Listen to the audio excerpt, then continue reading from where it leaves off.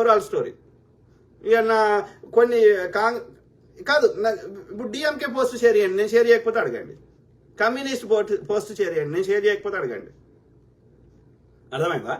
So కాబట్టి బీజేపీని వ్యతిరేకించే ప్రతి పార్టీని ఓకే ఐడియాలజీ పరంగా ఉండి ఇంతో అంత గెలిచే సత్తా లేనప్పుడు ఏమవుతుంది? వాళ్ళు పొలిటికల్ పార్టీకి గెలిచే సత్తా లేనప్పుడు సామాజిక కార్యకర్తలు అవుతారు. అంటే మనం యాక్టివిజం చేస్తాం. సో సామాజిక కార్యకర్తలకు పార్టీలకు సంబంధం లేదు. వాళ్ళు అట్లాంటి వాళ్ళని ఎన్నైనా షేర్ చేద్దాం. ఇప్పుడు సంధ్యకి ఏదో మాట్లాడింది, విమలకి ఏమో మాట్లాడింది, లేకపోతే ఇంకో ఆమె కృష్ణకుమారి అని సామాజిక కార్యకర్త మాట్లాడుతుంది, షేర్ చేద్దాం. గతంలో తులసి చంద్ గారికి నేను చాలా షేర్ చేసిన. కాకపోతే ఆమె బీఆర్ఎస్ విషయంలో మాట్లాడే ప్రవర్తన కొంచెం డిఫరెంట్గా అనిపించి ఆమె, ఎందుకంటే బీఆర్ఎస్ మళ్ళీ వస్తే మళ్ళీ తలకాయ నొప్పి కాబట్టి ఆమెను కొంచెం తక్కువ షేర్ చేస్తలేం అంతే.